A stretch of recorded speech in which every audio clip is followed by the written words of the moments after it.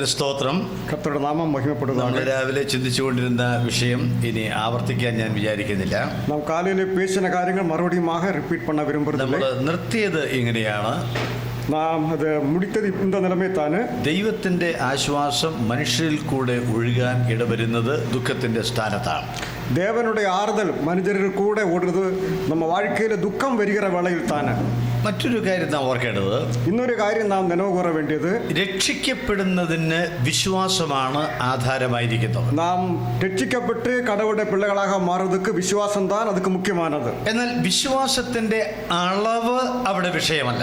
Anna വിശ്വാസം എന്ത് അളവുക്ക് ഇരിക്കുന്നത് അത് അങ്ങ് മുഖ്യമല്ല. ദൈവത്തിൽ വിശ്വസിക്കുക, ആരിൽ വിശ്വസിക്കുക, അതാണ് പ്രധാനപ്പെട്ട കാര്യം. ദേവനിൽ വിശ്വാസം വെക്ക വേണ്ടും, അത് അവരിടത്ത് വിശ്വാസം വെക്കേണ്ട, അതാണ് മുഖ്യമായിരിക്കുന്നത്. കർത്താവായ യേശുവിൽ വിശ്വസിക്കുക എന്നല്ലാതെ കർത്താവായ യേശുവിൽ കഠിനമായിട്ട് വിശ്വസിക്കുക എന്ന് എഴുതിയിട്ടില്ല. കർത്താവായ യേശുവിൽ വിശ്വസിക്കുക. കർത്തരാக യേശു ക്രിസ്തു വിശ്വാസം വെക്ക വേണ്ടും അല്ലാമല് അവര് ரொம்ப ആഴமான നിലം വിശ്വാസം വെക്ക വേണ്ടും എന്ന് അങ്ങ് എഴുതവില്ലേ. അവനെ കൈക്കൊണ്ട് അവന്റെ നാമത്തിൽ വിശ്വസിക്കുക. അവരുടെ നാമത്തെ വിശ്വാസം വെച്ച് അവരെ ഏറ്റുകൊണ്ടവர்கள் അങ്ങ് വാസിക്കണം. ഏകജാതനായ പുത്രനിൽ വിശ്വസിക്കുക. ദേവനുടെ ഒരേ പേരാണ് കുമാരന് വിശ്വാസം വെക്ക വേണ്ടും. എന്നാൽ വിശ്വാസത്തിലേക്ക് വരുന്നവരെ സംബന്ധിച്ച് അവരുടെ വിശ്വാസത്തിന്റെ ബലം, വിശ്വാസത്തിന്റെ ആഴം വളരെ ശ്രദ്ധേയമാണ്. ആനാ വിശ്വാസത്തിക്ക് വരുന്നവർക്ക് അവരുടെ വിശ്വാസത്തിന്റെ ആഴமான നിലമേ, വിശ്വാസത്തിലേക്ക് ഇരുന്ന വല്ലമയെല്ലാം മുഖ്യമാണത്. ദുഃഖത്തിന്റെ സ്ഥാനത്താണ് വിശ്വാസത്തിന്റെ അളവുകൾ പരിശോധിക്കപ്പെടുന്നത്. ദുഃഖം തുയരം വരുകിற ടൈമിൽ താന് വിശ്വാസത്തിന്റെ அந்த അളവ്, அந்த ആഴം അത് ശോധിക്കപ്പെടുகிறது. എനിക്ക് നിങ്ങളോട് പ്രസംഗിക്കാം ദുഃഖം വന്നാലും നിലനിൽക്കണമെന്ന്.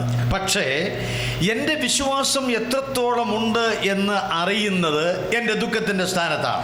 எனக்கு உங்களிடத்தில் பிரசங்கம் பண்ண முடியும், நீங்க ஆறுதல் அடைய வேண்டும், தைரியமாயிருக்கும். ஆனால் என்னோட விசுவாசம் எந்த அளவுக்கு இருக்கிறதுன்னு தெரிய வேண்டுமானாலும் நம்ம வாழ்க்கையில் துயரம் வர வேண்டும். അപ്പോൾ ഞാൻ കടന്നു പോകുന്ന വേദനയുടെ, സങ്കടത്തിന്റെ ആഴങ്ങളിലാണ് എൻ്റെ വിശ്വാസത്തിന്റെ വേരുകൾ എത്രമാത്രം ശക്തമാണ് എന്ന് ബോധ്യമാകും. നാം പോയിക്കൊണ്ടിരിക്കുന്നതാണ് തുയരങ്ങൾ, കഷ്ടത്തിനുടെ அந்த ആഴത്തിൻ അനുഭവത്തിൽ താന് നമ്മുടെ വിശ്വാസത്തിന്റെ அந்த വേര് എന്ത് அளவுக்கு ആഴമായി പോയിരിക്കുന്നു ഉണര முடிகிறது. നിങ്ങളുടെ ധൈര്യത്തിന് വേണ്ടി ഞാൻ പറയുകയാണ്, വിശ്വാസം നമ്മുടെ രക്ഷയ്ക്കുള്ള അടിസ്ഥാനം മാത്രമല്ല. உங்களுடைய ஆறுதலுக்காக நான் சொல்ல விரும்புகிறேன், விசுவாசம் நம்முடைய രക്ഷയ്ക്കുള്ള அந்த അസ്ഥിവാരം மட்டுமല്ല, നമ്മുടെ നിലനിൽപ്പിന്റെ ശക്തിയുമാണ്. നമ്മുടെ അன்றாட வாழ்க்கையில் நாம் ക്രിസ്തുവുക്കുள் നിലനിൽപ്പதற்கான വല്ലമയും വിശ്വാസം താന്. ഇനി നമ്മുടെ ദുഃഖത്തിന്റെ സ്ഥാനത്താണ് കൃപയ്ക്ക് വേണ്ടി ഹൃദയം തകർന്ന് പ്രാർത്ഥിക്കുവാൻ കഴിയുന്നു. നമ്മുടെ ആ ദുഃഖവേളയിലാണ്, തുയരവേളയിലാണ് ദേവ കൃപയ്ക്കാக മനമുടഞ്ഞ് ജപിക്ക முடிகிறது. യേശു കർത്താവ് പ്രാർത്ഥിക്കാനായിട്ട് പഠിപ്പിച്ചു. ആണ്ടവരായ യേശു ക്രിസ്തു ജപം பண்ண சொல்லி கொடுத்தார். ഞങ്ങൾക്ക് അന്നുള്ള ആഹാരം തരണമേ. ആണ്ടവരെ എങ്ങൾക്ക് അன்றേക്ക് தேவையான ഉണവേ താരും. എന്റെ വീട്ടിൽ 25 കിലോ അരി ഉണ്ടെങ്കിൽ പിന്നെ ആ പ്രാർത്ഥനയ്ക്ക് വലിയ പ്രസക്തിയില്ല. എം വീട്ടിൽ 25 കിലോ അരിശി ഇരിക്കുമാനാൽ அந்த ജപத்துக்கு தேவையில்லை. നാളെ രാവിലെ അരി വെക്കാനായിട്ട് എൻ്റെ കയ്യിൽ ഒന്നുമില്ലെങ്കിൽ ഇന്ന് രാത്രി ഞാൻ വേദനയോടുകൂടെ കരയും.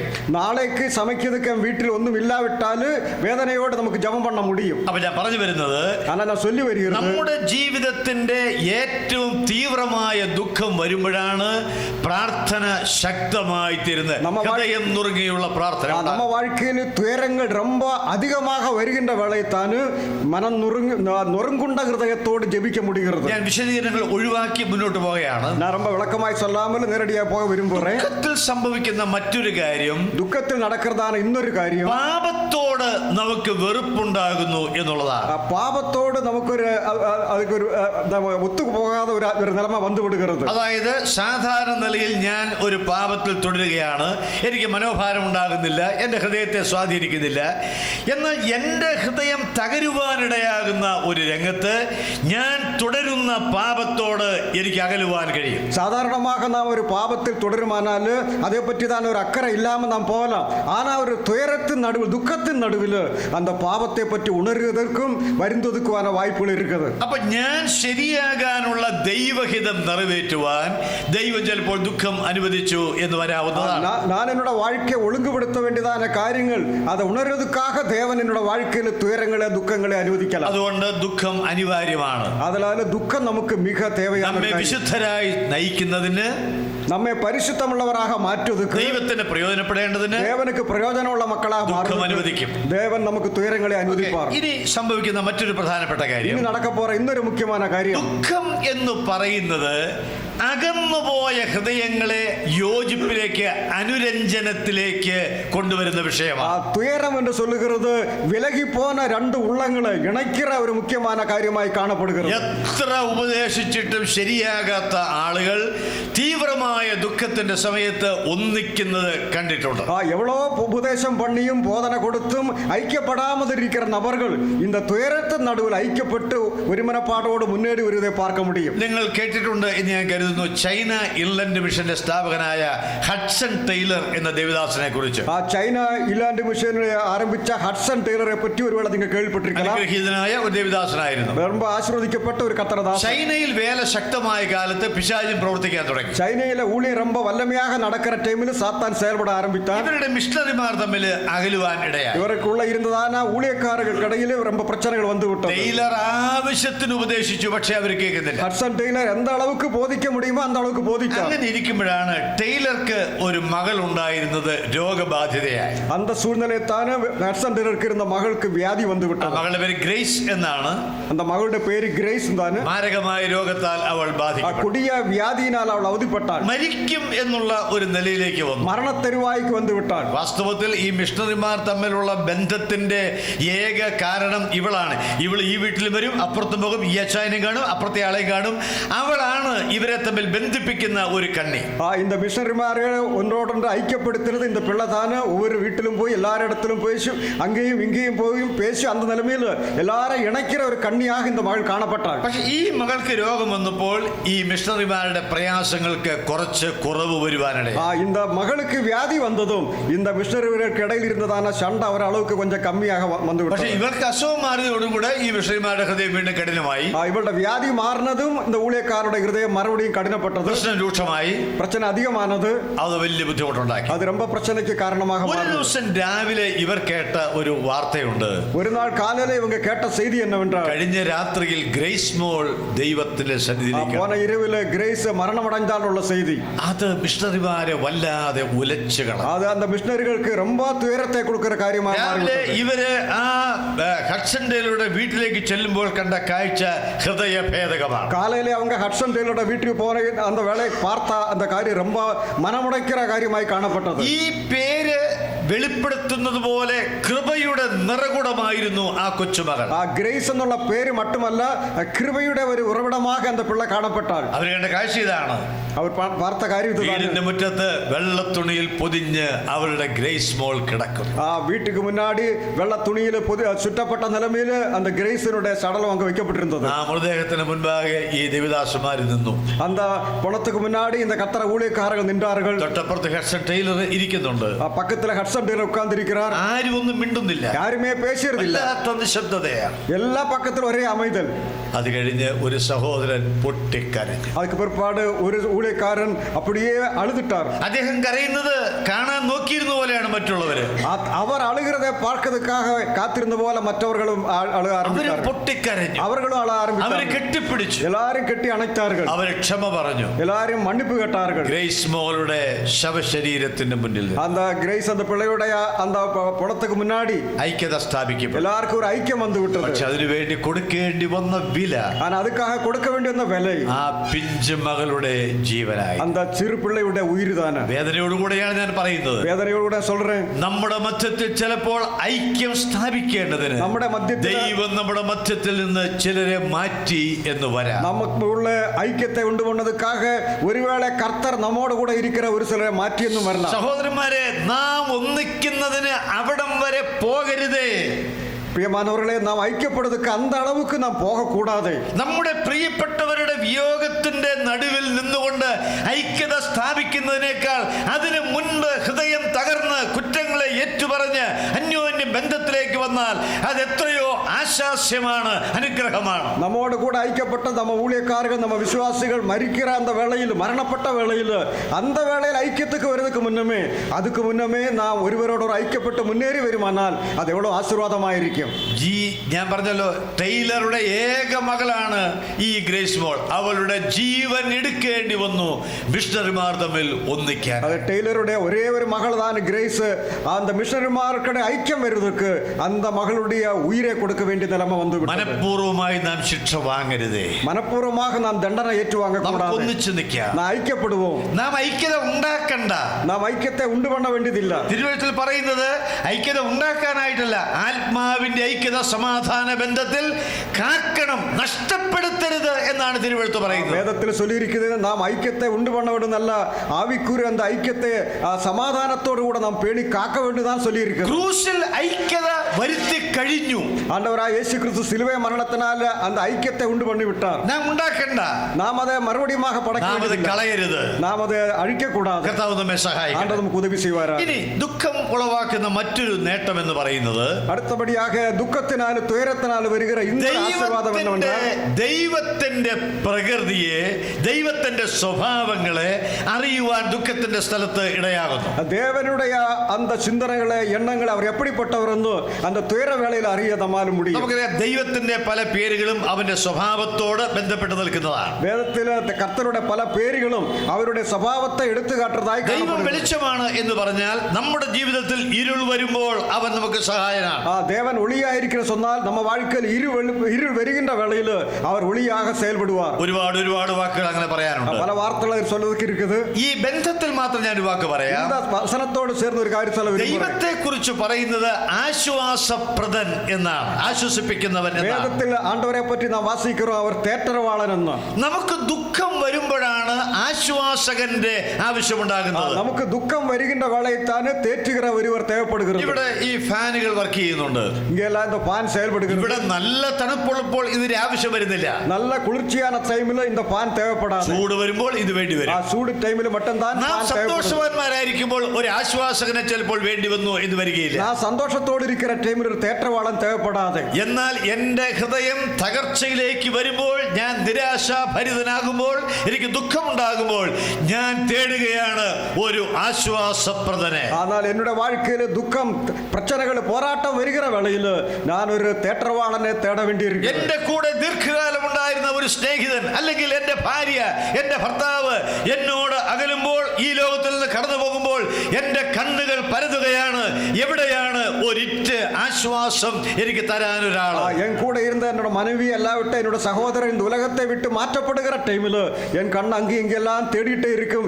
எங்கே எனக்கு ஒரு ஆறுதல், என்னை யார் தேற்றுவார்கள் சொல்லி ஒரு நபரை நான் தேடிட்டே இருப்பேன். എം.ഇ. ചെറിയാൻ സാറിനെ എന്നേക്കാൾ നിങ്ങൾക്കറിയാം. எம்.இ. ചെറിയാൻ ஐயாவே, அருமையான ஐயாவுக்கால் அதிகமாக உங்களுக்கு தெரியும். മധുരയിൽ കർത്താവിന്റെ സേവ ചെയ്ത അനുഗ്രഹിക്കപ്പെട്ട ദേവദാസൻ. மதுரையில் கர்த்தர ஊழியத்தை செய்த உன்னதமான கர்த்தரோட தாசன். എനിക്കും തന്നെ നല്ലതുപോലെ അറിയാം. எனக்கு അവരെ நல்லா தெரியும். ഞാൻ സുവിശേഷം ബാലസംഘത്തിന്റെ പ്രവർത്തകനായിരുന്നതുകൊണ്ട് എന്റെ ആദ്യകാലത്ത് അനേക വർഷങ്ങൾ തന്നോട് ഒരുമിച്ച് ശുശ്രൂഷിക്കാൻ ഇടവന്നത് നിറഞ്ഞ സന്തോഷത്തോടെ ഞാൻ ഓർക്കുകയാണ്. ഞാൻ സുവിശേഷം ബാലസംഘത്തിൽ ഊഴിയത്തിൽ ഈടുപെട്ടതിനാൽ ആരംഭ നാட்கள் അവരോട് കൂടെ ചേർന്ന് ഊഴിയം ചെയ്തത് സന്തോഷത്തോടു കൂടി ഞാൻ നിലവ് കൂറുகிறேன். എന്റെ വിവാഹത്തിന് താൻ എനിക്ക് വേണ്ടി ഒരു കവിത എഴുതി നൽകിയത് ഞാൻ ഓർക്കുന്നു. என்னுடைய திருமண டைமில் எனக்காக ஒரு கவிதை எழுதி தந்ததை நான் இப்போது நினைவு கூறுறேன். ഒരിക്കൽ താനും ഞാനുമായിട്ട് കണ്ടുപൊട്ടി. ഒരു ടൈമിൽ ഞങ്ങൾ രണ്ടുപേരും ഒന്നായി സന്ധിച്ചു, ഒരു YMF ക്യാമ്പിൽ വെച്ച്, ഒരു YMF മുகாമിൽ. അപ്പൊ ഒരു കാര്യം സംസാരിക്കാനായിട്ട് ഞാൻ തന്റെ മുറിയിലേക്ക് ഉച്ച കഴിഞ്ഞ സമയത്ത് ചെന്നു. മധ്യാഹ്ന വേളയിൽ ഒരു കാര്യം പേശുവதற்காக അവരുടെ അറയ്ക്കുള്ളിൽ ഞാൻ പോനെ. തന്റെ ഭാര്യ മരിച്ചിട്ട് അധികമായിട്ടില്ല. അവരുടെ മനവി ഇറந்து கொஞ்ச നാളുകൾ தான் ആகிறது. ഞാൻ ഇവിടെ ചെന്ന് തന്റെ മുൻപിൽ ഇരുന്നു. ഞാൻ അങ്ങേ പോയി അവർക്ക് മുന്നാടി ഉட்கார்ந்து. അപ്പൊ സാറ് ബെഡിൽ എഴുന്നേറ്റ് ഇരിക്കുകയാണ്. ചെറിയാൻ അയ്യ പടുത്തിരുന്ന ബെഡിൽ എഴുന്നേറ്റ് ഉட்கார்ந்தாரு. ഉച്ച കഴിഞ്ഞ് ബൈബിൾ ക്ലാസ് ഉണ്ട്. മധ്യാഹ്നத்துக்கு മേലെ വേദാരാഴ്ച കൂട്ടം இருக்குது. നിമിഷങ്ങൾ ഒരു പ്രധാനപ്പെട്ട കാര്യം സംസാരിക്കാനായിട്ട് പോയതാണ്. ഒരു മുഖ്യമായ കാര്യം പേശുവதற்காக പോനെ. സംസാരിക്കുന്നതിന്റെ ഇടയിൽ താന് തന്റെ കയ്യിൽ ഇങ്ങനെ തടവാൻ, മസാജ് ചെയ്യാനായിട്ട് തുടങ്ങി. അവർ പേശിക്കൊണ്ടിരിക്കുന്ന ഇടയിൽ അവരുടെ കയ്യിൽ അപ്പടിയെ തടവിക്കൊണ്ടേ ഇരുന്നാർ. ഞാൻ ചോദിച്ചു, സാറേ എന്ത് പറ്റി? അവർക്ക് പരിമാണ സ്വരം കേട്ട അയ്യ എന്നാ ആച്ചെന്ന്. അദ്ദേഹം പറഞ്ഞു, ജെയിംസ് കൈ വല്ലാതെ മരവിക്കുന്നു. അവർ சொன்னாரு, என்னோட கைக்கு ஒரே மதுவெறுப்பாய் காணப்படுகிறது, നിവരുന്നില്ല, என்னோட விரல நிறுத்த முடியல. ഞാൻ ആ ദിവദാസന്റെ കൈയെടുത്ത് വെച്ച് ഇങ്ങനെ കുറെ നേരം തടവി കൊടുത്തു. സഹോദരൻ ചെറിയാനയുടെ കൈ അപ്പടി എടുത്തു വെച്ച് കൊഞ്ചു നേരം നീവിക്കൊണ്ടേ ഇരുന്നാർ. അദ്ദേഹം എന്നോട് പറഞ്ഞൊരു വാക്ക് ഞാൻ ഓർക്കുന്നുണ്ട്. അവർ சொன்ன ഒരു വാർത്തയായിരിക്കും ஞாபகம் വരുന്നത്. എനിക്ക് ആശ്വാസമുണ്ട്. എനിക്ക് കൊഞ്ചം ആറുതലായിരിക്കും. ജെയിംസ്, മധുരയിലേക്ക് പോകാൻ എനിക്ക് താല്പര്യമുണ്ട്. ജെയിംസ്, എനിക്ക് മധുരയ്ക്ക് പോകാൻ എനിക്ക് വാഞ്ചിയിരിക്കുന്നത്. എന്റെ വീട് അവിടെയാണ്, എൻ വീട് അങ്കത്താണ്, പ്രവർത്തനങ്ങൾ അവിടെയാണ്, എന്നോട് ഊണിയെല്ലാം അങ്കത്താണ്, സഭ അങ്കത്താണ്. പക്ഷേ ஆனால் ഒരു കാര്യം എന്നെ ഈ നാളുകൾ വേദനിപ്പിക്കുന്നു. ഒരു കാര്യം എനിക്ക് ரொம்ப വരുത്തത്തെ കൊടുക്കുന്നത്. രാത്രി 2 മണിക്ക് ഞാൻ വരുമ്പോഴും എനിക്കറിയാം കാത്തിരിക്കുന്ന ഒരാള് അവിടെ ഉണ്ട്. രാത്രി 2 മണി ടൈമിൽ ഞാൻ അങ്ങ് മധുരയ്ക്ക് വന്നാൽ എനിക്ക് കാത്തിരിക്കുന്ന നബർ അങ്ങ് ഇരുന്നാങ്ക. ഇപ്പൊ ഒരാളില്ല. ഇപ്പൊ அந்த ആൾ അങ്ങ് ഇല്ല. ഞാൻ വീട്ടിലേക്ക് ചെല്ലും, ഞാൻ വീട്ടിലേക്ക് പോവേൻ, മുറി തുറക്കാറുണ്ട്, അറയെ തുറപ്പേൻ, മക്കൾ ചിലർ അവിടെ ഉണ്ട്, പിള്ളകളെല്ലാം അങ്ങ് ഇരിക്கிறாங்க. പക്ഷേ എനിക്ക് ആരുമില്ലെന്നൊരു തോന്നൽ അവിടെ ഉണ്ടാകും. ஆனால் எனக்கு யாருமே இல்ல എന്നൊരു എണ്ണം അങ്ങ് വരുகிறது. ഒരു കൊച്ചു കുട്ടിയെ പോലെ താൻ കരഞ്ഞു. ഒരു ചിന്ന കുളന്തയെ പോലെ അയ്യ ഇറന്താൻ.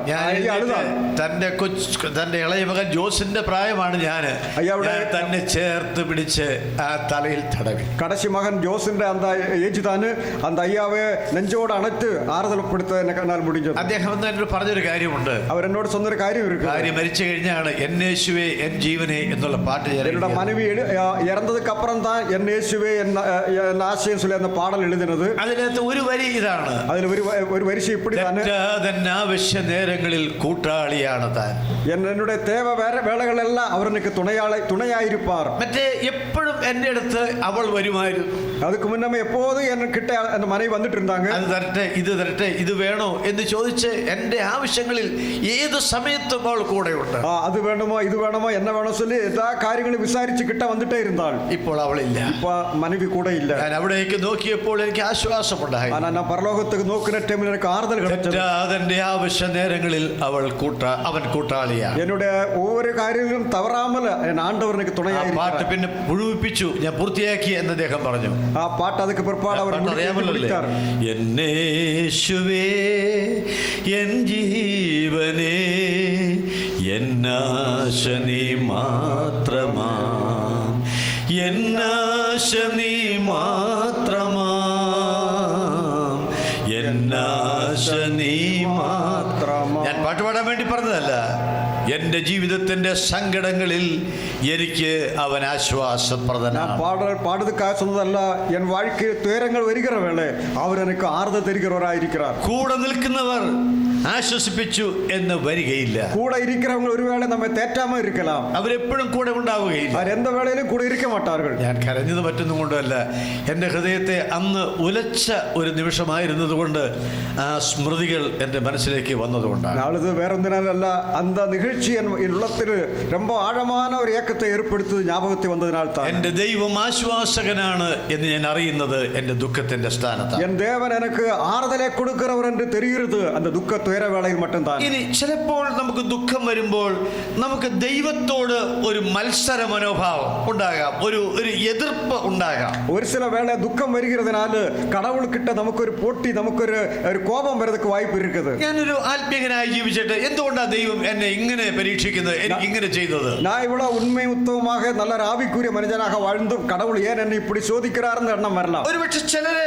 ഈ ദുഃഖങ്ങൾ വരുമ്പോൾ പാപത്തിലാണ്, വീണ്ടും പാപത്തിലേക്ക് മുന്നോട്ട് പോകും. അതിൽ തുടരുവാനായിട്ടുള്ള ഒരു അന്തർപ്രേരണ ഉണ്ടാവും. ഒരു ചിലര് ഏற்கனவே പാപത്തിലിരുന്ന് മറുപടിയുமாக அதிகமாக പാപം ചെയ്തதுக்கான ഒരു ഉൾതൂണ്ടുതൽ വരുന്നதுக்கு വായ്പ இருக்குது. ചിലപ്പോൾ ഒരു തരം ഒരു നിസ്സംഗത, ദൈവമല്ലേ ചെയ്യുന്നത്, ഞാനിപ്പോ എന്നാ ചെയ്യാനായിട്ട് എന്റെ മനസ്സ് മരവിച്ചു പോകുന്ന ഒരു സ്ഥിതി ഉണ്ടാകാം. ഒരു ചില ടൈമിൽ സാധാരണமான നിലമേ നാം പേശി கடவுள் தானே செய்கிறது, அவர் செய்யட்டும் அந்த നിലമയിൽ നാം സോർന്നു പോകുന്ന വേള വരலாம். എന്നാൽ ഓരോ ദുഃഖവും ദൈവത്തിന്റെ സമ്മാനമാണ്. ആനാ ഒവ്വൊരു തുയരവും കടവുൾ നമുക്ക് കൊടുക്കുന്ന പരിശുകൾ തന്നെ. മനസ്സോടെ അല്ലല്ലോ അവൻ മനുഷ്യപുത്രന്മാരെ ദുഃഖിപ്പിക്കുന്നത് എന്ന് നാം വായിക്കുന്നു. നാം മനവിരുപ്പത്തോടെ അവർ മനുപുത്രകളെ ശോധിക്കരുതില്ല എന്ന് ജോബിൻ. ഓരോ ദുഃഖം തരുമ്പോഴും ദൈവത്തിന് അതിന് പിന്നിൽ ഒരു ലക്ഷ്യമുണ്ട്. ഒവ്വൊരു തുയരത്തുക്കും പിന്നാലെ കടവുൾക്ക് ഒരു മികപ്പെരിയ നോക്കം ഇരിക്കും. അവൻ വെറുതെ തല്ലുന്നവനല്ല, ചുമ്മാ നമ്മെ ദണ്ഡിക്കുന്നവരല്ല. അതിന് പിന്നിൽ ദൈവത്തിന് മാത്രം അറിയാവുന്ന കാരണങ്ങളുണ്ട്. அதுக்கு பின்னாடி கடவுளுக்கு மட்டும் தெரிகிற ഒരു രഹസ്യം ഇരിക്കും. അതെന്താണ് അറിയുന്നതാണ് നമ്മുടെ വിജയം. വിജയം. അത് എന്നാന്ന് പുരിഞ്ഞു കൊള്ളുകതാണ് നമ്മുടെ വെറ്റി. ഓക്കെ, നമുക്കറിയാം ദൈവം നമുക്ക് തരുന്ന ഒരു സമ്മാനം, ഒരു ദാനമാണ് ദുഃഖം എന്ന് പറയുന്നത്. കടവുൾ നമുക്ക് കൊടുക്കുന്ന ഒരു മികപ്പെരിയ ഗിഫ്റ്റ്. എല്ലാ ദുഃഖത്തിനും അപ്പുറത്ത് ഒരു ആശ്വാസമുണ്ട്. എല്ലാ തുയരത്തുക്കും കടശിയിൽ ഒരു ആറുണ്ട്. മരിക്കുന്നത് വരെ നിതാന്ത ദുഃഖം എന്ന് പറയുന്നത് ഇല്ല. കടശി വരെ നിരന്തരമായ ദുഃഖം എന്നൊരു കാര്യമില്ല. ദുഃഖം വരും, ആശ്വാസമുണ്ടാകും. വരും, മറുപടി ചെറിയാൻ സാറിന്റെ തന്നെ ഒരു കവിതയിൽ പറയുന്നുണ്ട്, പുലരി വരാതൊരു രാത്രിയുണ്ടോ, നേരം വിളിക്കാതെ ഒരു രാത്രിയും വരുന്നില്ല, എല്ലാ രാത്രിക്ക് ശേഷം ഒരു പ്രഭാതം വരുന്നുണ്ട്. ചെറിയാൻ സാറേ ഒരു കവിതയിൽ എഴുതിയിരിക്കുന്ന ഒവ്വൊരു ഇരവുക്കും പിற்பாട് ഒരു വിടിയർ കാലം വന്നു വിടുമെന്ന്. നമുക്കറിയാം, ഒരു യാത്ര പോകുന്ന സമയത്ത് ഇവിടെ നിന്ന് ഒരു വിദേശയാത്രയ്ക്ക് പോകുന്നു എന്ന് വിചാരിക്കുക. നാം ഇങ്ങിരുന്ന് ഒരു വെളിനാട്ടുക്ക് പ്രയാണം പണ്ണ പോകുന്ന നനച്ചുക്കോങ്ക. റെയിൽവേ സ്റ്റേഷനിൽ പോയാലും കാണാം, ദൂര സ്ഥലത്തേക്ക് ജോലിക്ക് പോകുമ്പോൾ ഇവിടെ വലിയ കരച്ചിലാണ്, പിരിയുന്നതിന്റെ ദുഃഖമാണ്. നാം എയർപോർട്ടിലല്ല റെയിൽവേ സ്റ്റേഷനിൽ പോയി അങ്ങിരുന്ന് നാം പ്രയാണം ആരംഭിക്കരറ്റം ഇങ്ങ് അഴുകതാണ്, നാം വിട്ടുപോകുന്നതിനുള്ള ദൂരം. എന്നാൽ കുറച്ച് കഴിഞ്ഞ് മറ്റൊരു സ്ഥലത്തേക്ക് നോക്കിയാൽ അവിടെ ആനന്ദമാണ്. ആനാ ഇന്നൊരു പകുതിക്ക് പാർത്താൽ അങ്ങ് സന്തോഷം താന്. ആള് വന്നല്ലോ, അവര് വന്നിട്ടാര്. വാസ്തവത്തിൽ ഏത് ദുഃഖത്തിനും അപ്പുറത്ത് ഒരാശ്വാസമുണ്ട്. എല്ലാ ദുഃഖമാനാലും തുയരമാനാലും അതുക്ക് പിற்பாട് ഒരു ആറുതലെ പാർക്ക മുടിയും. ക്രിസ്തീയ ജീവിതം എന്ന് പറയുന്നത് തന്നെ കഷ്ടതയുടെ ഒരു മാർഗമാണ്. ക്രിസ്തവ വാഴ്ക്കை சொன்னாலே കഷ്ടത്തിലൂടെ തുയരത്തിലൂടെ പോകുന്ന ഒരു പാത. ക്രിസ്തുവിൻ നിമിത്തമായി ലഭിക്കുന്ന കഷ്ടതകളുണ്ട്, ക്രിസ്തു നിമിത്തമായി കിടക്കുന്ന പാടുകളുണ്ട്, ഒരു സുവിശേഷകൻ അനുഭവിക്കേണ്ടി വരുന്ന ദണ്ഡനങ്ങളുണ്ട്, സുവിശേഷകൻ അനുഭവിക്കുന്ന കഷ്ടപ്പാടുകൾ ഇരിക്കുന്നു. കർത്താവിന്റെ ദാസനായി ജീവിക്കുമ്പോൾ എനിക്ക് വരാവുന്ന വേദനകളുണ്ട്. കർത്തരുടെ ദാസനായി വാഴുകിன்ற വേള എനിക്ക് വരിക. അല്ലാതെ തന്നെ നമുക്ക് ഒരുപാട് ദുഃഖങ്ങളുണ്ട്. എല്ലാവരും നമുക്ക് നിറയെ ദുഃഖങ്ങൾ വരலாம். ഞാൻ പല വാക്യങ്ങൾ ഒന്ന് പറഞ്ഞു പോകാൻ മാത്രം ആഗ്രഹിച്ചതാണ്, അതും വിടുകയാണ്. ഞാൻ ഒരു ചില വാക്യങ്ങൾ ചൊല്ലി പോകാൻ യോഹന്നാൻ സുവിശേഷം 16-ാം അധ്യായത്തിൽ കർത്താവ് പറഞ്ഞു, യോഹന്നാൻ എഴുതിയ സുവിശേഷം 16-ാം അധ്യായത്തിൽ 33-ാം വാക്യത്തിൽ വായിക്കുന്ന, ലോകത്തിൽ നിങ്ങൾക്ക് കഷ്ടം ഉണ്ട്. യോഹന്നാൻ 16-ാം അധ്യായത്തിന്റെ 31-ാമത് 33 ഉലകത്തിൽ നിങ്ങൾക്ക് ഉപദ്രവം ഉണ്ട്. ആനാലും അതെ, നിശ്ചയമായിട്ടും അതൊരു വാക്കാണ്, ഒരു നിശ്ചയമായ ഒരു വാർത്ത. തെസ്സലോനിക്കർക്ക് എഴുതിയ ലേഖനത്തിൽ വായിക്കുന്നത് കഷ്ടം അനുഭവിക്കാൻ നാം നിയമിക്കപ്പെട്ടിരിക്കുന്നു എന്നാണ്. നമുക്ക് കഷ്ടതയുണ്ട്, നമുക്ക് പാടുകളുണ്ട്. ഒരു കഷ്ടതയും ഇല്ലെങ്കിൽ നാം സംശയിക്കണം. ഒരു ഉപദ്രവം ഇല്ലാവിട്ടാൽ നാം സന്ദേഹപ്പെട വേണ്ടിയിരിക്കും. നമുക്ക് കഷ്ടതകളുണ്ട്, നമുക്ക് കഷ്ടങ്ങൾ കടവുള്ള. ആ കഷ്ടതയ്ക്ക് പിന്നാലെ ഒരു വലിയ അനുഗ്രഹമാണ്. ആനാ அந்த ഉപദ്രവத்துக்கு பிற்பாடு ഒരു பெரிய ஆசீர்வாதத்தை യേശുക്രിസ്തു ക്രൂശിക്കപ്പെട്ടു. ആണ്ടവരായ യേശു സിലുവയിൽ അറയപ്പെട്ടാർ. അപ്പുറത്ത് അവനെ കാത്തിരിക്കുന്ന ഒന്നുണ്ട്. அந்த சிலுவைக்கு அப்புறம் அவரை எதிர்பார்த்திருக்க ஒன்னு இருக்கு. അതൊരു കിരീടമാണ്. അതൊരു കിരീടം താനെ. ക്രൂശ് ഇല്ലെങ്കിൽ കിരീടമില്ല. സിലുവ ഇല്ലാവിട്ടാൽ കിരീടം ഇരിക്കാം. ക്രൂശിലെ വേദനയ്ക്ക് അപ്പുറത്ത് ധരിക്കുവാൻ ഒരു കിരീടമുണ്ട്. സിലുവയിലെ പാടുകൾക്ക് അപ്പുറം നമുക്ക് ധരിപ്പതற்கு ഒരു കിരീടം. മനോഹരമായ ഒരു വാക്കാണ് അത്. ആശീർവാദമാണ്. No crown without cross. ക്രൂശ് ഇല്ലെങ്കിൽ കിരീടമില്ല.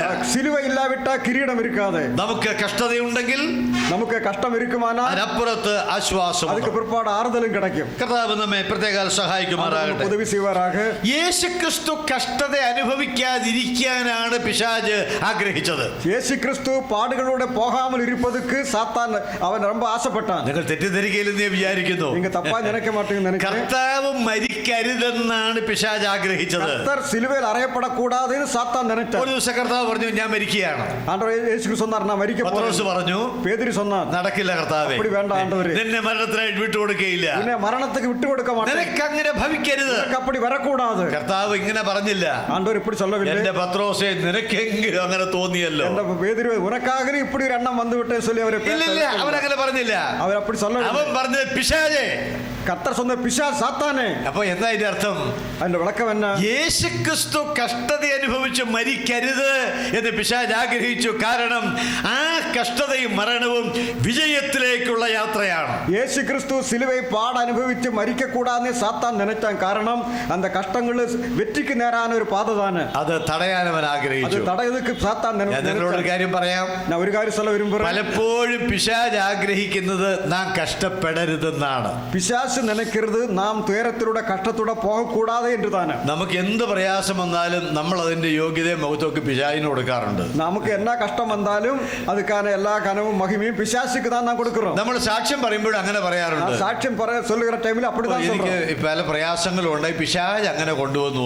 எனக்கு பல துயரங்களை பிசாசு கொண்டு வந்தான். പിശാച് അല്ല പലതും കൊണ്ടുവരുന്നത്. பிசாசு அல்ல கஷ்டத்தை. ദൈവമാണ് അനുവദിക്കുന്നത്. கர்த்தர் தான் உபத்திரவத்தை கொடுக்கிறார். ദൈവം നമ്മുടെ നന്മയ്ക്ക് വേണ്ടി അനുവദിക്കുന്നതാണ്. தேவன் நம்முடைய நன்மைக்காக தான் இந்த கஷ்டங்களை கொடுக்கிறார். അതുകൊണ്ടല്ലേ ദാവീദ് പറഞ്ഞത്, ഞാൻ കഷ്ടതയിലായിരുന്നത് എനിക്ക് ഗുണമായി. அதனால்தான் தாவீது சொன்னார், நான் கஷ்டத்தில் ஆனது எனக்கு குணமானது, എനിക്ക് നേട്ടമാണ്. எனக்கு வெற்றியாக மாறினது. പിന്നാലെ വരുന്ന അനുഗ്രഹങ്ങൾക്ക് വേണ്ടി കഷ്ടതകൾ നമ്മെ പാകപ്പെടുത്തുകയാണ്. பிற்பாடு வருகிற ஆசீர்வாதங்களுக்காக இந்த கஷ்டங்கள் நம்மை பக்குவப்படுத்தி எடுக்கிறது. അപ്പോൾ കഷ്ടതയെ നാം അങ്ങനെ സ്വീകരിക്കാനായിട്ട് ഇടയാകണം. അതിനാൽ ഉപദ്രവങ്ങളെ നാം இப்படிப்பட்ட എണ്ണത്തോടു കൂടെ ഏറ്റുകൊള്ള മനതാ இருக்க வேண்டும். വെള്ളിയാഴ്ച അവൻ മരിച്ചു. യേശുക്രിസ്തു മരിച്ചു. യേശുക്രിസ്തു വെള്ളിക്കിഴமை ഇറந்தார். വെള്ളിയാഴ്ച മരിച്ചു. വെള്ളിക്കിഴமை ഇറந்தார். അന്ന് കണ്ണുനീർ വന്ന് രാപാർക്കുവാനിടയായി. അன்றേക്ക് അഴുക വന്ന് രാത്താങ്ങിനതുക്ക് വായ്പ വന്നു. 30-ാം സംഗീതത്തിലെ വാക്യമാണ്. 30-ാം സംഗീതത്തിലെ വസനം. എന്നാൽ ഞായറാഴ്ച രാവിലെ ഞായറാഴ്ചക്കിഴமை ക്രിസ്തു ഉയർത്തെഴുന്നേറ്റു. ഉയർത്തെഴുந்தார். ഉഷസ്സിലോ ആനന്ദഘോഷം വരികയാണ്. കാലത്തിലോ കളിപ്പുണ്ടാകും. അപ്പൊ വെള്ളിയാഴ്ച മരിച്ചതുകൊണ്ടാണ് ഞായറാഴ്ച ഉത്ഥാനമുണ്ടായത്. വെള്ളിക്കിഴமை ഇറന്നതിനാൽ താൻ ഞായറാഴ്ചക്കിഴமை ഉയർത്തെഴുന്നത്. ഒരു പ്രയാസം വന്നിട്ട് വിടുവിക്കപ്പെടുമ്പോഴാണ് ആശ്വാസം അനുഭവിക്കുന്നത്. പേരം വന്നതിനപ്പുറം വിടുതല പെറുകിற ടൈമിൽ താൻ ആറുതൽ കിടക്കും. നന്മകളിലേക്ക് നാം നയിക്കപ്പെടുന്നത് കഷ്ടതയുടെ വഴികളിലൂടെയാണ്. നന്മയിലേക്ക് ആശീർവാദത്തിലേക്ക് നാം നടത്തപ്പെടുന്നത് കഷ്ടത്തിലൂടെ. ഇതിന്റെ വേറൊരു അർത്ഥം കൂടെ ഞാൻ പറയാം. ഇന്നൊരു വിളക്കത്തെ ദുഃഖിക്കുക എന്ന് പറഞ്ഞാൽ ഈ ലോകത്തിൽ ദുഃഖം അനുഭവിക്കുന്നവരെ ഓർത്ത് നാം ദുഃഖിക്കേണ്ടതാണ്. തുയരപ്പെടുക சொன்னால் இந்த உலகத்தில் துக்கப்படுகிறவர்களை நினைச்சு നാം വരുത്തപ്പെട വേണ്ടിയിരിക്കുന്നു. നമുക്കറിയാം, നമ്മുടെ ചുറ്റുപാടുകളിൽ ജീവിക്കുന്ന ഒരുപാട് പേര് നാം അറിയുന്നില്ലെങ്കിലും അതീവ ദുഃഖത്തിൽ കഴിയുന്നവരാണ്. നമുക്ക് ഒരുവേള தெரியாவிட்டாலும் நம்ம ചുറ്റുവട്ടങ്ങളിൽ കൂടിയിരിக்கிற நிறைய പേര് ഭയങ്കരமான ദുഃഖത്തിലൂടെ പോறவங்க. അവരുടെ ദുഃഖങ്ങളിൽ നമുക്കും പങ്കാളിത്തം ഉണ്ടാകണം. അവരുടെ തുയരങ്ങളിൽ നമുക്കും ഒരു പങ്ക് ഇരിക്കുന്നു. അവർക്ക് എന്തൊരു ആശ്വാസമായിരിക്കും അത് അവർക്ക് ഒരു ആറുതലായി. ഞാൻ ഓർക്കുന്ന കാര്യം, ചെറിയാൻ സാറ് മരിച്ചത് വർഷം അറിയാമോ ഏതാണെന്നുള്ളത് നിങ്ങൾക്ക്? ചെറിയാൻ സാർ ഇറന്ന ആണ്ട് നിങ്ങളുടെ അയൽവക്കമായിരുന്നു. ഞാൻ ചോദിക്കുക, ചുമ്മാ ചോദിക്കുക. 93 ഒക്ടോബർ 2-ാം തീയതിയാണ്.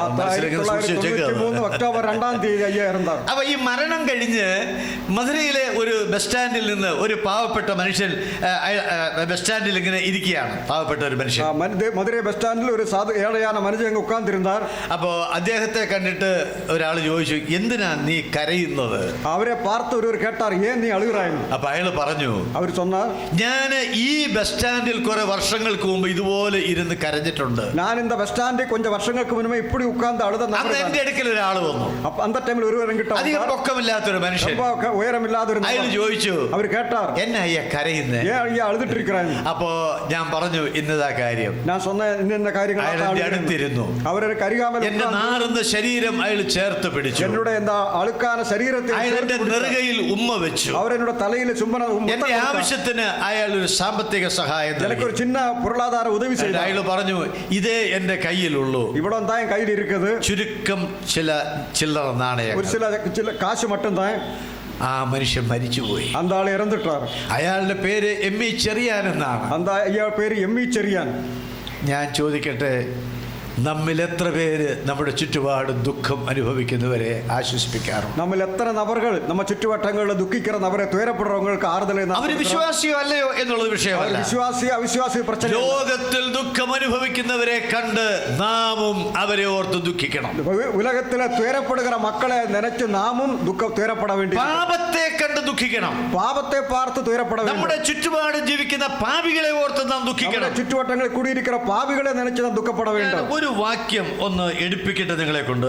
ഒരു വസനം എടുക്ക വിരുമ്പുറേ. റോമാലേഖനം 9-ാം അധ്യായം. റോമർക്ക് നിരൂപം 9-ാം അധികാരം. അതിന്റെ ആദ്യത്തെ 3 വാക്യങ്ങളൊന്ന് വായിക്കാം. മുതൽ 3 വസനങ്ങൾ നാം വാസിപ്പോ. അതിൽ ഒരു കാര്യം പറയാൻ വേണ്ടിയാണ്. எனக்கு மிகுந்த துக்கமும் இடைவிடாத மனவேதையும் உண்டாயிருக்கிறது.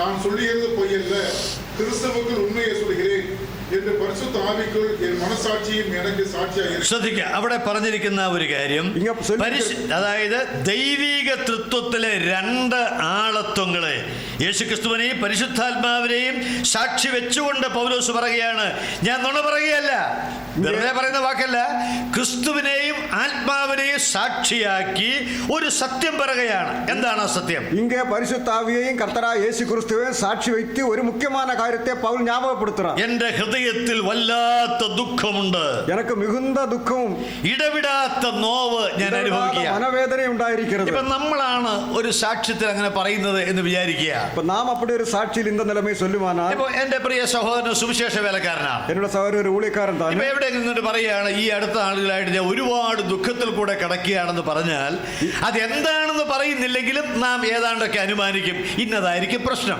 ரொம்ப துக்கத்திலூட தேரத்தோட போகிறதாக சொன்னாலும் அது என்னன்னு சொல்லாவிட்டாலும் நமக்கு ஒரு அளவுக்கு யோசிக்க முடியும். മിക്കവാറും ഇയാൾക്ക് കാശില്ലായിരിക്കും, ஒருவேளை காசு இல்லாம இருக்கலாம், അല്ലെങ്കിൽ ശരീരത്തിന് വലിയ പ്രശ്നമായിരിക്കും, உடம்புல ஏதாச்சும் வியாதி வந்திருக்கலாம், അല്ലെങ്കിൽ സഭയിൽ വലിയ ഉടക്കായിരിക്കും, சபையில் പ്രശ്നമായിരിക്കും, ஏதாச்சும் பிரச்சனை வந்திருக்கலாம், അല്ല നാട്ടുകാർ തല്ലിയായിരിക്കും, அல்ல விட்ட யாராச்சும் அவருக்கு அடி உத கொடுத்திருக்கலாம். അയ്യോ പൗലോസിനെ ഇതൊന്നും വേദനിപ്പിച്ചിട്ടില്ല. ஆனா பவுல் அப்போஸ்தலன் ഇത് ഒന്നുമേ ഈ വരുത്തപ്പെടുത്തില്ല. ബലഹീനനായ മനുഷ്യൻ പറയുന്നത് എനിക്ക് എന്നെ ശക്തനാക്കുന്ന മുഖാന്തരം എല്ലാം ചെയ്യാൻ பவுல் സാധിക്കുമെന്നാണ്. சொல்றது என்னவென்றால் என்னை பலப்படுத்துற கிறிஸ்துவினால எல்லாவற்றையும் செய்ய எனக்கு பலன் உண்டு. കഷ്ടതയിൽ താൻ സന്തോഷം അനുഭവിച്ച ഒരാളാണ്. ആ കഷ്ടത്തിൽ സന്തോഷപ്പെട്ട നവരുതാണ്. കൊരിന്ത്യർ വായിക്കുന്നത് ദുഃഖിക്കുന്നവരെങ്കിലും പലപ്പോഴും സന്തോഷിക്കുന്നവരാണ്. ആ കുരിന്ത്യർ വാസിக்கிறோம், ഞാൻ തങ്ങൾ ദുഃഖപ്പെടുறானாலும் സന്തോഷപ്പെടുகிற നபர்களுണ്ട്. നമ്മൾ ഈ പറയുന്ന ഒന്നും പൗലോസിനെ വേദനിപ്പിച്ചില്ല.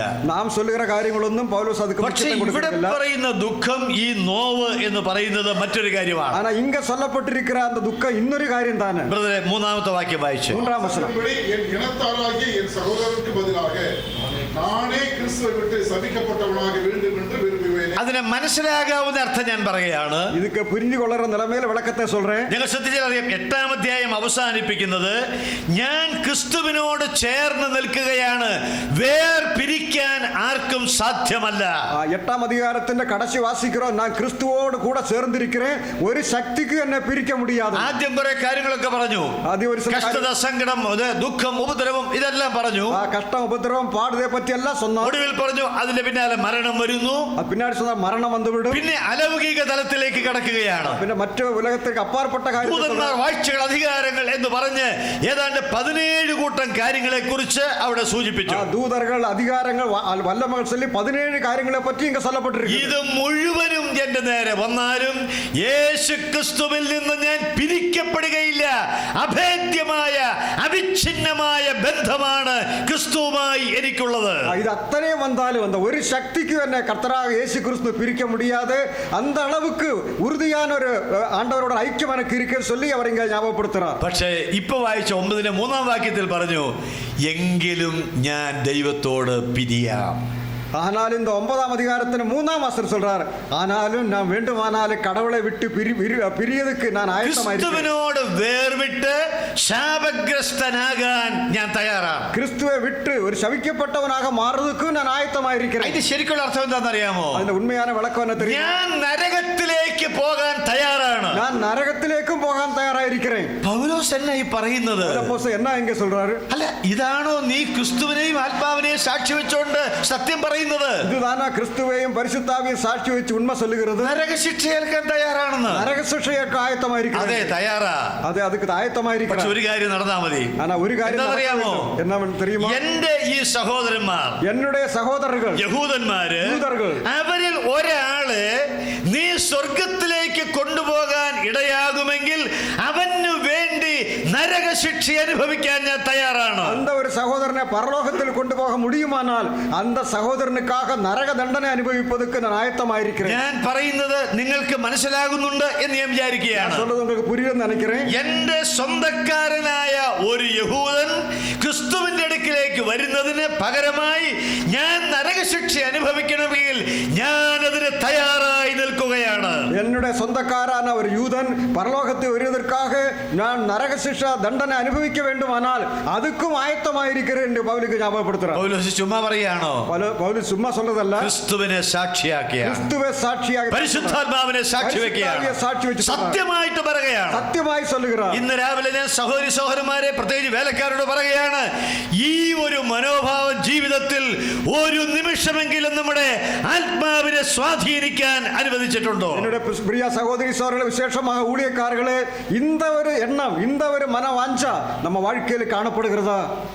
അപാരമായ ഒരു ചിന്തയാണ്. அபாரமான ஆழமான ஒரு சிந்தனை. പാപികളെ ഓർത്ത് താൻ ദുഃഖിക്കുകയായിരുന്നു. பாவிகளை நினைச்சு அவர் ഞാൻ வருத்தப்படுகிறார். പറഞ്ഞു വരുന്നത്, ദുഃഖിതരെ ഓർത്ത് ദുഃഖിക്കണം, துக்கிதரை நினைச்சு நாம் പാപികളെ ഓർത്ത് നാം ദുഃഖിക്കണം. பாவிகளை நினைச்சு நாம் துயரப்பட അത് வேண்டும். ഏറ്റവും ആവശ്യമായിരിക്കുന്ന மிக കാര്യമാണ്. அவசியமான ഒരു കാര്യമായിരിക്കും. ദൈവജനത്തിന്റെ ദുഃഖത്തിൽ നമുക്ക് പങ്കാളിത്തം വേണം. கர்த்தருடைய பிள்ளைகளோட துக்கத்தில் നമുക്ക് പങ്കു பெற வேண்டும்.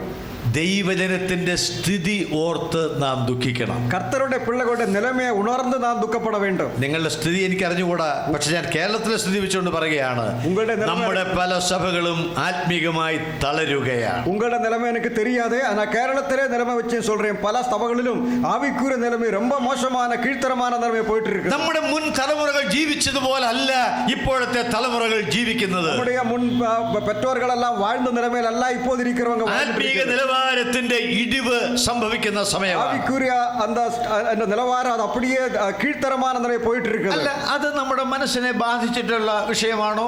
അത് നമുക്ക് ഏതാச்சுം താക്കം ഏർപ്പെടുത്തിയിരിക്കുന്നു. സങ്കടം വന്നിട്ടുണ്ടോ? വരുത്തമോ ദുഃഖം ഏതാ? അയ്യോ, സഭയിൽ ഇങ്ങനല്ലല്ലോ വേണ്ടത്, അല്ല സഭകൾ ഇപ്പടി നടക്കക്കൂടാതെ, ഇങ്ങനെയല്ലല്ലോ പ്രവർത്തിക്കേണ്ടത്, இப்படி அல்ல ஊழியம் செய்ய வேண்டியது, ആ ആളുകൾ ഇങ്ങനെയല്ലല്ലോ സഭയിൽ പെരുമാറേണ്ടത്, அவர்கள் சபையில் இப்படி ഞങ്ങളുടെ സഭയ്ക്ക് താഴ്ച ഉണ്ടായല്ലോ, எங்க சபைக்கு ரொம்ப ஒரு கீழ்த்தரமான நிலை വേണ്ടി ദൈവം മുൻപാകെ സങ്കടപ്പെടുവാൻ കഴിയുന്നവര് ഉണ്ടാകേണ്ടതാണ്. அந்த காரியங்களை நினைச்சு வருத்தப்படுகிறவர் சபையில் காணப்பட வேண்டும். ദൈവജനത്തിന്റെ താഴ്ചയിൽ നമുക്ക് ദുഃഖമുണ്ടാകേണ്ടതാണ്. കർത്തരുടെ പിള്ളകളുടെ താൻ ആവിക്കൂറിയ കീഴ്ത്തരமான നിലമയെ നിனைச்சு നാം വരുത്തപ്പെട வேண்டும். നമ്മുടെ കുടുംബങ്ങളെ ഓർത്ത് കരയാറുണ്ടോ? നമ്മ കുടുംബങ്ങളെ നിனைச்சு അഴുക വരുന്നുണ്ടോ? നമ്മുടെ മക്കളുടെ സ്ഥിതി, നമ്മ പിള്ളകളുടെ നിലമ, അവരുടെ പോക്ക് ശരിയല്ലെന്ന് തോന്നിയിട്ടുണ്ടോ?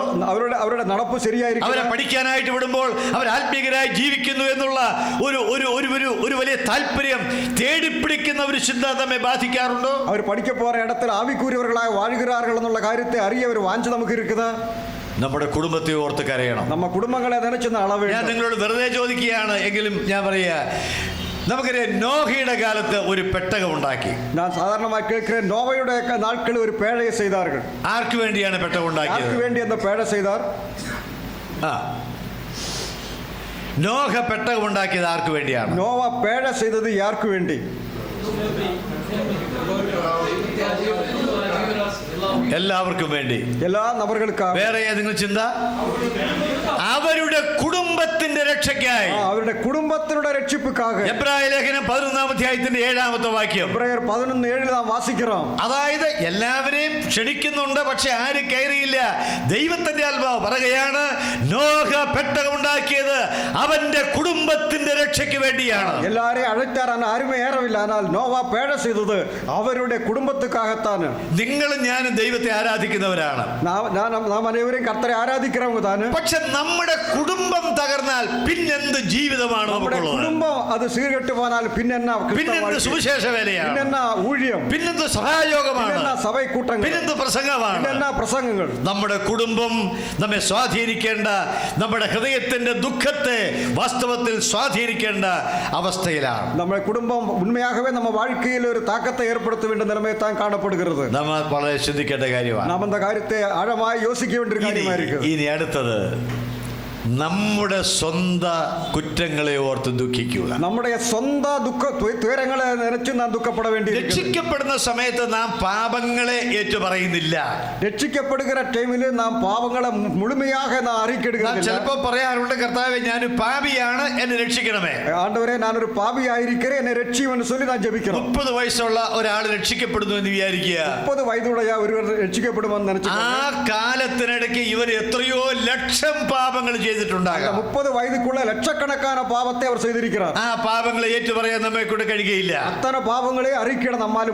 നാം ചെയ്യുന്ന കാര്യം, ഞാനൊരു തെറ്റിയ മനുഷ്യനാണ്, പാപിയായ ഒരാളാണ്. ആനാ നാം ചെയ്യുന്നത്, ആണ്ടവരെ ഞാനൊരു പാപിയായിരിக்கிறேன், എന്നെ മണ്ണിയെന്ന് சொல்லி അറിയിക്കിടുക. ക്രിസ്തുവിനെ കർത്താവായി സ്വീകരിക്കുന്നു. ആണ്ടവരായ യേശു ക്രിസ്തുവെ കർത്താവായി ഏറ്റുകൊള്ളുന്നു. അവന്റെ രക്തം എന്റെ പാപത്തെ നീക്കി എന്നെ ശുദ്ധീകരിക്കുന്നു. ആ യേശു ക്രിസ്തുവിന്റെ രക്തം എന്റെ പാപത്തെ നീക്കി എന്നെ ശുദ്ധീകരിക്കുന്നു. എന്നാൽ രക്ഷിക്കപ്പെട്ട ശേഷം, ആനാ മനം തിരുമ്പി രക്ഷിക്കപ്പെട്ടതിന് പിற்பாடு രാത്രി എന്റെ തെറ്റുകളെ ക്ഷമിക്കണമേ എന്ന് ഒന്നിച്ചു പറഞ്ഞാൽ പോരാ. എന്നോട് പാപങ്ങളെ മണ്ണിയും ആണ്ടവരെ എന്ന് മുഴുമയാ சொல்றதല്ല. ചെയ്തുപോയ ഓരോ പാപങ്ങൾക്കും ക്ഷമായാചനം ചെയ്യണം. செய்து போன அத்தனை பாவங்களுக்கு எண்ணி எண்ணி மன்னிப்பு கேட்க അതിന് வேண்டும். പരിഹാരം വരുത്തണം. அதுக்கு பரிகாரம் செய்ய வேண்டும். ആരോടെങ്കിലും ക്ഷമ ചോദിക്കണമെങ്കിൽ யாராவது ஒருட்ட மன்னிப்பு கேட்க അവന്റെ வேண்டும். അടുക്കൽ പോയി ക്ഷമായാചനം ചെയ്യണം. அவர்கிட்ட போய் மன்னிப்பு கேட்க வேண்டும். ആരോടെങ്കിലും ക്ഷമിക്കണമെങ്കിൽ யாராவது ஒருட்ட நான் மன்னிப்பு ഞാൻ கேட்க வேண்டும். ക്ഷമിക്കണം. நான் மன்னிக்க வேண்டும். വല്ലതും മേടിച്ചിട്ട് കൊടുക്കാത്തതുണ്ടെങ്കിൽ வாங்கினது திருப்பி கொடுக்காம തിരിച്ചു இருந்தால் കൊടുക്കണം. திருப்பி கொடுக்க வேண்டும். ചെയ്യേണ്ട കാര്യങ്ങൾ ചെയ്യണം. செய்ய வேண்டும் செய்ய வேண்டும். ചെയ്യാതിരിക്കേണ്ട കാര്യങ്ങൾ ചെയ്യാതിരിക്കുവാൻ ശ്രദ്ധിക്കണം. കാര്യങ്ങൾ செய்யாம இருக்க வேண்டும். ഓരോ പാപങ്ങളെയും ഏറ്റുപറയണം. ஒவ்வொரு பாவங்களை அறிக்கிட வேண்டும். ചെയ്യാറുണ്ടോ അത്? அப்படி செய்யறதா? അത് രാത്രി കിടക്കാൻ പോകുമ്പോൾ കർത്താവേ ഞാൻ കിടക്കുക, പാപങ്ങളൊക്കെ ക്ഷമിക്കണമേ, അങ്ങനെയാണോ പറയുന്നത്? നൈറ്റ് പടുக்கிற ടൈമിൽ ആണ്ടവരെ പടുക്ക പോറേം പാപത്തെ മണ്ണിയുന്നുമാ താൻ ജപിക്കണം. വിശ്വാസി ഓരോ തെറ്റുകളെയും ക്ഷമിക്കേണ്ടതാണ്. വിശ്വാസി ഒവ്വൊരു തെറ്റുകളെ തവറുകളെ അറിയിക്കിട വേണ്ടിയിരിക്കുന്നത്. ക്ലോക്കിന് സ്പീഡ് കൂടുതലാന്ന് തോന്നുന്നു. ഓക്കെ, ഞാൻ പറഞ്ഞു വരുന്നത്, ഈ തിരുവഴുത്തിൽ വായിക്കുന്ന കാര്യമുണ്ട്, കോപിച്ചാൽ പാപം ചെയ്യരുത്, കോപം പണ്ട് എന്തായാലും പാപം ചെയ്യക്കൂടാന്ന് വാസിക്കുന്നു. സൂര്യൻ അസ്തമിക്കുന്നത് വരെ, സൂര്യൻ അസ്തമിക്കുന്നത് മുന്നേ വായിക്കുന്നത് കോപം വെച്ചുകൊണ്ടിരിക്കരുത്. അപ്പോ ഓരോ ദിവസത്തെയും വഴക്ക്, കോപം അന്ന് തീരണം. ഒവ്വൊരു നാളത്തെയും തവറുകൾ പ്രശ്നങ്ങൾ അன்றേക്ക് മുടിക്ക വേണം. ഞാൻ ചോദിക്കട്ടെ, എത്രയോ കൊല്ലങ്ങളായി കോപം വഹിച്ചുകൊണ്ട് കർത്താവിനെ ആരാധിക്കുന്നവരാ നിങ്ങളും ഞാനും? ഞാൻ കേൾക്ക വരുമ്പോൾ എത്ര വർഷങ്ങളാக കോപത്തോട് കർത്തരെ ആരാധിക്കുന്നവர்களாக നാം കാണപ്പെടുന്നു. തമ്പുരാൻ തല്ലി ഇല്ലെങ്കിലല്ലേ അത്ഭുതമുള്ളൂ. ആണ്ടവർ നമ്മെ ദണ്ഡിക്കാமல் இருந்தாൽ താൻ അതിശയമായിരിക്കുന്നത്. നിങ്ങൾക്ക് വിരോധമൊന്നുമില്ല ഞാൻ പറയുന്നത്, വളരെ ഭയപ്പെടുക. ഞാൻ വളരെ ഭയത്തോട് താൻ എന്ന കാര്യത്തെ ഞാൻ ആരൊരിക്കൽ പറഞ്ഞായിട്ട് കേട്ടു, കോപം എന്ന് പറയുന്ന ചെടി ഇരുട്ടിൽ തഴച്ചു വളരുന്നതാണ്. കോപം എന്ന ചെടി അത് ഇരുളില് അപ്പടിയെ സെഴിച്ച് വളരുകിற ഒന്നാന്നൊരു ചൊല്ലിയിരിക്കുന്നു. അതുകൊണ്ടാണ് പറയുന്നത്, ഇരുളാകുന്നതിന് മുൻപ് അതിന് പരിഹാരം വരുത്തണം. അതിനകത്ത് ചൊല്ലിയിരിക്കും, ഇരുട്ടാകുന്നതിന് മുന്നമേ, സൂര്യൻ അസ്തമയത്തിന് മുന്നമേ പരിഹാരം ചെയ്യും. ഓരോ രാത്രികളും ക്ഷമായാചനം ചെയ്തുള്ള ആശ്വാസം അനുഭവിച്ച് വിശ്രമിക്കാനുള്ളതാണ് എന്ന് വേർപെട്ട ദൈവജനം അറിയേണ്ടതാണ്. ഒവ്വൊരു രാത്രി കാലങ്ങളും ആ മണ്ണിപ്പ് കേട്ട് ആറുതൽ അനുഭവിക്കേണ്ട ടൈം താനെന്ന് ഒവ്വൊരു കർത്തര പിള്ളകൾ ഉണര വേണ്ടിയിരിക്കുന്നത്. നമ്മുടെ സ്വന്തം പാപങ്ങളെ ഓർത്ത് ദുഃഖിക്കുവാൻ ഇടയായി തീരണം. പാപങ്ങളെ നിരച്ച് നാം വരുത്തപ്പെട വേണ്ടും. വേണ്ടേ? വേണം. அப்படி நாம் பண்ண வேண்டி இருக்குது. കർത്താവ് നമ്മെ സഹായിക്കുമാറാകട്ടെ. ദൈവം നമുക്ക് ഉദവി ചെയ്യുവാറാകട്ടെ. നമുക്കറിയ, പാപിയുടെ ദുഃഖം എന്ന് പറയുന്നത് രക്ഷിക്കപ്പെട്ടില്ലല്ലോ എന്നുള്ളതാണ്. പാപിയുടെ തുയരം ഞാൻ ഇന്നും മനം തിരുമ്പവില്ലേ എന്ന ദുഃഖം താന്. എന്നാൽ അവന്റെ ജീവിത ആരംഭം എങ്ങനെയാണ്? അവരുടെ வாழ்க்கையின் ആരംഭം എപ്പടി இருக்குது? ഒന്ന് നോക്കുക, സങ്കീർത്തനങ്ങൾ 38-ാം സങ്കീർത്തനം, 38ാം സംഗീതം നാം പാർப்போம். 17-18 വാക്യങ്ങൾ, 17-18 വസനങ്ങൾ വേഗം വായിച്ചോളൂ. 38ാം സങ്കീർത്തനം, Psalms 38 verses 79-80. நான் தடுமாறி வீழ ஏதுவாயிருக்கிறேன், என் துக்கம் எப்பொழுது என் முன்பாக இருக்கிறது, என் அக்கிரமத்தை நான் அறிக்கையிட்டு என் பாപத்து നിമിത്തം വിസാരപ്പെടുகிறேன். അവിടെ വായിക്കുന്നത് എന്താണ്? ഞാൻ എന്റെ ദുഃഖത്തെ ഏറ്റുപറയുകയാണ്. ഞാൻ എന്റെ ദുഃഖത്തെ അറിയിക്കുകയാണ്. എനിക്ക് ദുഃഖമുണ്ട്. എനിക്ക് ദുഃഖം ഇരിക്കുന്നു. എന്താണ് ദുഃഖത്തിന്റെ കാരണം? ദുഃഖത്തിന് കാരണം എന്നാ? അടുത്ത വാക്യത്തിൽ വായിക്കുന്നത്, എന്റെ അകൃത്യമാണ്, എന്റെ പാപമാണ്. എൻ അക്രമത്തെ ഞാൻ അറിയിക്കിട്ട് എൻ പാപത്ത് നിമിത്തം വിസാരപ്പെടുகிறேன். എന്റെ പാപത്തെ കുറിച്ച് ദുഃഖിക്കുമ്പോഴാണ് ഞാൻ പാപപരിഹാരത്തിലേക്ക് വരുന്നത്. എന്നുടെ പാപത്തെ പറ്റി നാം വരുത്തപ്പെടുകിற ടൈമിൽ താനെ പാപപരിഹാരത്തെ. ഏത് പാപി രക്ഷിക്കപ്പെടുന്നത് അങ്ങനെയാണ്. എന്തൊരു പാപിയാണ് അപ്പടിതാൻ രക്ഷിക്കപ്പെടണം. എന്റെ പാപത്തെ കുറിച്ചുള്ള ആഴമായ ദുഃഖമാണ് കൃപയുടെ വീണ്ടെടുപ്പിലേക്ക് എന്നെ നടത്തുന്നത്. എന്നുടെ പാപത്തെ പറ്റി ആഴமான அந்த വരുത്തം താൻ എന്നെ കൃപയിൻ രക്ഷിപ്പുക്ക് നേരാக നടത്തുகிறது. ഒരു പാപി അവന്റെ പാപത്തെ ഏറ്റു പറയുന്നു, ദുഃഖിക്കുന്നു. ഒരു പാപി അവരുടെ പാപത്തെ അറിയിക്കിട്ട് മനം വരുത്തുகிறாൻ. വിശ്വാസിയുടെ ദുഃഖം രക്ഷിക്കപ്പെട്ടില്ലല്ലോ എന്നുള്ളതല്ല. അവന്റെ ദുഃഖം എന്ന് പറയുന്നത് നമ്മൾ വായിക്കുന്നുണ്ട്, രക്ഷ നഷ്ടപ്പെടുകയില്ല. ദാവീദ് പറയുന്നുണ്ട്, എന്റെ രക്ഷ തിരിച്ചു തരണമെന്നല്ല, രക്ഷയുടെ സന്തോഷം തിരികെ തരണമേ. ഒരു വിശ്വാസിയുടെ ദുഃഖം ഞാൻ രക്ഷിക്കപ്പെടവില്ലേ എന്ന ദുഃഖമല്ല, എന്നുടെ രക്ഷിപ്പിൽ സന്തോഷത്തെ തിരുപ്പി താരുന്ന ദാവീദ് சொல்லுகிற அந்த കാര്യം. 51-ാം സങ്കീർത്തനം 51-ാം സംഗീതം 12-ാമത്തെ വാക്യം, 12-ാമത് വസനം എടുത്ത് വായിക്കണ്ട, ഞാൻ പറഞ്ഞു പോവുകയാണ്. അപ്പൊ അവിടെ കാണുന്ന കാഴ്ച, എനിക്ക് എന്റെ രക്ഷ നഷ്ടപ്പെട്ടു പോയല്ലോ, ഞാൻ എവിടെ പോകും എന്നുള്ളതല്ല. കർത്താവേ, രക്ഷയുടെ സന്തോഷം എനിക്ക് നഷ്ടപ്പെട്ടല്ലോ. அங்கே நாம் பார்க்கிறது, என்னுடைய ரட்சிப்பு நஷ்டமாய் போனது, நான் என்ன பண்ண வேண்டும்? அல்ல, ஆண்டவரே, രക്ഷിപ്പിൻ സന്തോഷത്തെ തിരുപ്പി താരുന്നതാണ്. എന്റെ സന്തോഷത്തിന്റെ ഉൾത്തുടുപ്പുകൾ കുറഞ്ഞു പോകുകയാണ്. என்னுடைய സന്തോഷത്തിനുடைய அந்த ആഴം നഷ്ടമായി പോയി. മടങ്ങി വരിക, തിരുമ്പി വര, ദൈവത്തിലേക്ക് വരിക, കർത്തരിടത്തേക്ക് സ്വന്തം കുറ്റങ്ങളെ ഓർത്ത് ഓർത്ത് ദുഃഖിക്കുക, சொந்த துயரங்களை நினைவு கூறி வருத்தப்பட வேண்டும். സന്തോഷം തിരികെ തരണമേ എന്ന് പറയുക. ஆண்டவரே இந்த சந்தோஷத்தை திருப்பி தாரும் சொல்லி ആ ஜெபிக்க வேண்டும். സമൃദ്ധി കേന്ദ്രത്തിലേക്ക് ചെന്ന് ആ സന്തോഷം അനുഭവിക്കാൻ ശ്രമിക്കുക. ஏராளமாய் தெரிகிற அந்த ஆண்டவர்கிட்ட போய் அந்த சந்தோஷத்தை நான் திரும்பி பெற வேண்டும். ഞാൻ നിർത്തുമ്പോൾ 2-3 വാക്ക് കമ്പിവാചകം പോലെ നിർത്തുകയാണ്. 2-3 കാര്യം കൂടെ സ്വീകരണത്തെ ചൊല്ലി മുടിക്കാൻ ആശപ്പെടുகிறேன். ഇനി ഇപ്പൊ ഈ പറഞ്ഞുകൊണ്ട് ഞാൻ പാപം ചെയ്തു എന്ന് പറയാം. പക്ഷേ ഉള്ളിൽ തട്ടാതെ ഞാൻ പാപം ചെയ്തു എന്ന് പറയുന്നത് കൊണ്ട് വലിയ കാര്യമില്ല. நம்ம உள்ளத்தின் ஆழத்தில் வராமல் நான் பாவம் செய்தேன் என்று சொன்னதிനാൽ பிரயோஜனமில்லை. ഞാൻ ഓർക്കുകയാണ്, യോശുവയുടെ പുസ്തകം 13-ാം അധ്യായത്തിലേക്ക് വരുമ്പോൾ നാം ഒരു കാഴ്ച കാണുന്നുണ്ട്. യോശുവയുടെ പുസ്തകം 13-ാം അധികാരത്തിൽ ഒരു കാര്യത്തെ നാം பார்க்கிறோம். അവിടെ ചില ആളുകൾ ദുഃഖിച്ചു കരഞ്ഞു എന്ന് പറയുന്നുണ്ട്. அங்கே ஒரு சில நபர்கள் துக்கப்பட்டு அழுததாக சொல்லப்பட்டிருக்கிறது. പക്ഷേ ഉള്ളിൽ ഒന്നും ഉണ്ടായില്ല. ஆனா உள்ளத்தின் ஆழத்தில் ബിലെയാമിന്റെ വാക്കാണ് അവിടെ വായിക്കുന്നത്. ബിലെയാമിന്റെ വാർത്ത, ബിലെയാം അവൻ കരഞ്ഞു, ബിലെയാം അഴുതതായി பார்க்க முடியும். പക്ഷേ അവന് പാപബോധം ഉണ്ടായിട്ടല്ല കരഞ്ഞത്. പാപ എണ്ണം വന്നവൻ அப்படி அளவில்லை. ഫറവോൻ പറഞ്ഞു തെറ്റ് ചെയ്തു എന്നുള്ള കാര്യം. சொன்னா நான் தவறு செய்து போனேன். പക്ഷേ ഫറവോന് കുറ്റബോധം ഉണ്ടായില്ല. ഫറവോന് തവറെ പറ്റി ശൗൽ പറഞ്ഞു തെറ്റ് ചെയ്തു പോയി. ശൗൽ சொன்னா நான் தவறி போனேன். പാപബോധം ഉണ്ടായില്ല. പാപ എണ്ണം വരവില്ല. ആഖാൻ പറഞ്ഞു ഞാൻ മോഷ്ടിച്ചു, പക്ഷേ കുറ്റബോധത്തിൽ നിന്ന് പറഞ്ഞതല്ല. ആഖാൻ சொன்னான் நான் திருடினேன், ஆனா കുറ്റത്തെ യൂദാ പറഞ്ഞ വാക്ക് നമ്മൾ വായിക്കുന്നുണ്ട്. യൂദാസ് നമുക്ക് தெரியும். തെറ്റില്ലാത്ത രക്തത്തെയാണ് കാണിച്ചു കൊടുത്തത്. രക്തത്തെ കാട്ടിക്കൊടുത്തു. കുറ്റബോധം ഉണ്ടായില്ല. ஆனா அந்த தவறு എങ്ങനെ അറിയാം? എങ്ങനെ അറിയാം? எப்படி தெரியும்? ഫറവോന് കുറ്റബോധം ഉണ്ടായോ? ഫറവോന് அந்த தவறாയ കുറച്ചപ്പുറത്തേക്ക് നോക്കിയാ മതി. ചെങ്കടലിന്റെ ആഴങ്ങളിൽ അവന്റെ ശവം കിടക്കുകയാണ്. സൗന്ദര്യ സൗന്ദര്യത്തിന്റെ ഓരങ്ങളിൽ അവന്റെ പണം വീഴ്ന്നു കിടന്നു. ഫറവോനെ നീ പാപം ചെയ്തെന്ന് പറഞ്ഞു, പക്ഷെ നിനക്ക് കുറ്റബോധം ഉണ്ടായില്ല. ഫറവോൻ ഞാൻ പാപം ചെയ്തു சொன்னான், ஆனா അവന്റെ ബിലെയാമേ നീ തെറ്റ് ചെയ്തു എന്ന് പറഞ്ഞു. ബിലെയാമേ നീ തവറ് ചെയ്തു சொன்னது, പക്ഷെ കുറ്റബോധം ഉണ്ടായില്ല. വാളുകൊണ്ട് വെട്ടേറ്റ് അവൻ മരിക്കുകയാണ്. വാള് പട്ടയത്താൽ അവൻ മരിച്ചു പോന. ആഖോർ താഴ്വരയിലെ ആ കൽക്കുന്നിനെ നോക്കുക. ആഖാന് പാപബോധം ഉണ്ടായില്ല. ആഖാന് പാപബോധം വരാമ ഇരുന്നതിനാൽ ആഖോർ പള്ളത്താക്കല് കല്ലാൽ അടിപൊട്ടി പറഞ്ഞു തെറ്റ് ചെയ്തെന്ന്. ഞാൻ തപ്പ് വണ്ണേ சொன்னான். യൂദാ പറഞ്ഞു തെറ്റ് ചെയ്തു പോയി. യൂദാ சொன்னான் ഞാൻ തവറ് ചെയ്തേനെന്ന്. പക്ഷേ നമുക്കറിയാമല്ലോ അവിടെ ഒരു ശ്മശാന ഭൂമിയുണ്ട്. ആ ശ്മശാന സ്ഥലം പറയുകയാണ് യൂദയ്ക്ക് പാപമോചനം വന്നില്ല. അക്കൽദാമ സാക്ഷീകരിക്കുകയാണ്. അക്കൽദാമ ചൊല്ലി പരദേശികളെ പുതക്കിയതുക്കാരൻ ഇടം ഇരിക്കുന്നത് അത് നമ്മ ஞாபகப்படுத்துறது യൂദാ പാപത്തെ അറിയിക്കയിടയില്ല. അല്ലയോ ശൗലേ, നീ എത്ര പ്രാവശ്യം ആ പാവം ദാവീദിന്റെ മുൻപാകെ നിന്നും ദൈവ മുൻപാകെ നിന്നും പറഞ്ഞു തെറ്റ് ചെയ്തെന്ന്. നിനക്ക് മാനസാന്തരം വന്നു. ഗിൽബോവ പർവ്വതത്തിലെ തൈലാഭിഷേകമില്ലാത്ത നിന്റെ പരിച പറയുന്നത് നിനക്ക് പാപബോധമുണ്ടായില്ല. ആ ശൗൽ എന്ന ദാവീദുக்கு മുன்னாடி നിന്ന് എത്തന தாட்டி சொன்னதான பாவம் செய்தேன் എന്ന്. ஆனால் അവൻ അറിയിക്കയിടവില്ല. ആഴത്തും சொல்லாதതിനാൽ அந்த ഗിൽബോവ മലകളിൽ അവൻ ഫിലിസ്തീനയുടെ പട്ടയത്തെ കീഴിൽ വിழுந்து ഇറന്നു പോനതായി பார்க்க முடியும். പക്ഷെ ദാവീദിനെ നോക്ക്.